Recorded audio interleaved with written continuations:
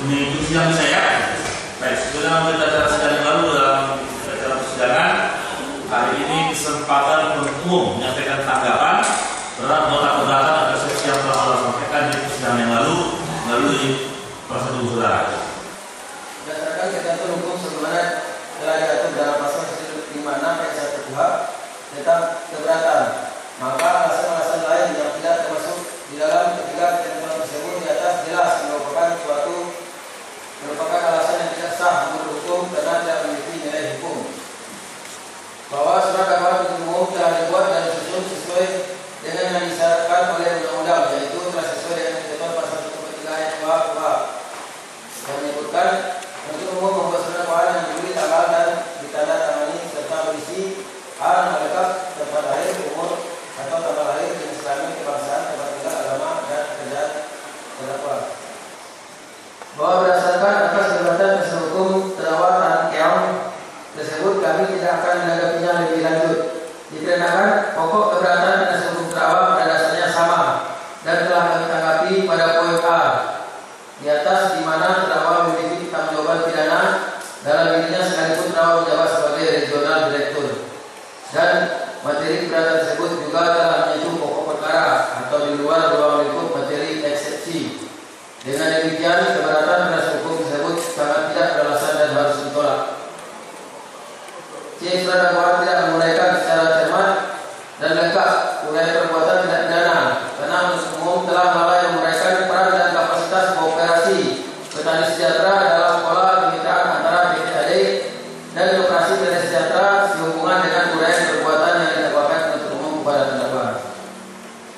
Bahwa berdasarkan atas keberatan dasar hukum terdakwa Tan Keong tersebut, menurut kami penuntut umum, penasihat hukum terdakwa kurang memahami keseluruhan Undang-Undang Nomor 18 Tahun 2014 tentang perkebunan yang secara jelas dinyatakan dalam pasal 15 ayat 2. Usaha budidaya perkebunan sebagaimana dimaksud pada ayat 1 merupakan serangkaian kegiatan pratanam, penanaman, pemeliharaan tanaman, pemanenan, dan sortasi.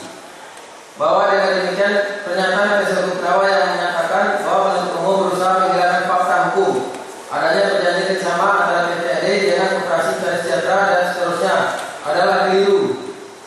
Dikarenakan berdasarkan perjanjian antara PTAD dengan Koperasi Petani Sejahtera dan kenyataan di lapangan, PTAD yang melakukan usaha budidaya tanaman perkebunan dimulai dari rangkaian kegiatan pratanam, penanaman, pemeliharaan tanaman, pemanenan, dan sortasi, sehingga pihak yang melaksanakan usaha budidaya tanaman perkebunan tersebut yang wajib memiliki izin usaha perkebunan dan bukan Koperasi Petani Sejahtera.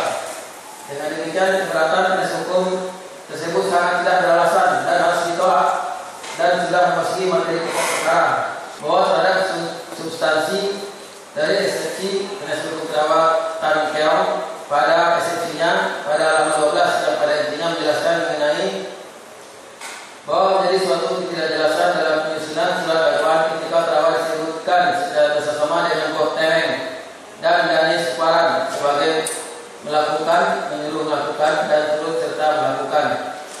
Namun penuntut umum sama sekali tidak menjelaskan peran penyertaan terdakwa itu sendiri maupun peran penyertaan pihak lain dan seterusnya. Bahwa berdasarkan atas keberatan penasihat hukum terdakwa Tan Keong, menurut kami penuntut umum, surat dakwaan telah disusun secara cermat, jelas, dan lengkap menguraikan penyertaan baik terdakwa Tan Keong selaku regional direktur PTAD, Bob Temeng selaku presiden direktur dan mantan regional direktur PTAD, maupun Dani Suparan selaku direktur produksi atau general manager PTAD dalam melakukan kegiatan usaha budidaya tanaman perkebunan, di mana masing-masing terdakwa memiliki kapasitas, tugas, dan tanggung jawab penuh atas pengurusan perseroan untuk kepentingan perseroan sesuai dengan maksud dan tujuan perseroan sesuai pasal 1 angka 5 Undang-Undang 40 Tahun 2007 tentang perseroan terbatas.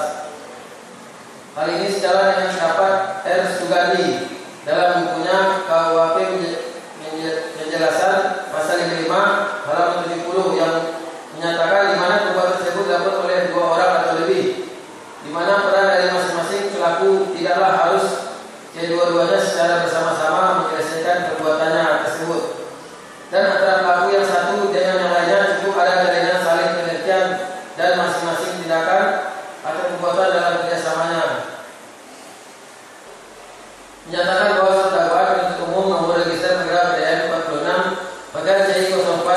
dari tanggal 29 April 2012 atas nama terdakwa Tan Keong telah dituntut sebagaimana mestinya dan telah sesuai dengan ketentuan pasal 103 ayat 2 KUHP dan karenanya surat dakwaan tersebut dapat dijadikan dasar pemeriksaan perkara ini. 2. Menyatakan eksistensi terdakwa dari penasihat hukum terdakwa tidak dapat diterima dan harus ditolak. 3. Menetapkan bahwa pemeriksaan atas perkara terdakwa Tan Keong tetap dilanjutkan. Demikian tanggapan penuntut umum terhadap sesi keberatan tersebut terdakwa dan selanjutnya kami serahkan penilaian sepenuhnya kepada majelis hakim dengan harapan dapat memberikan keputusan yang tepat dan seadilnya. Apabila dirinci,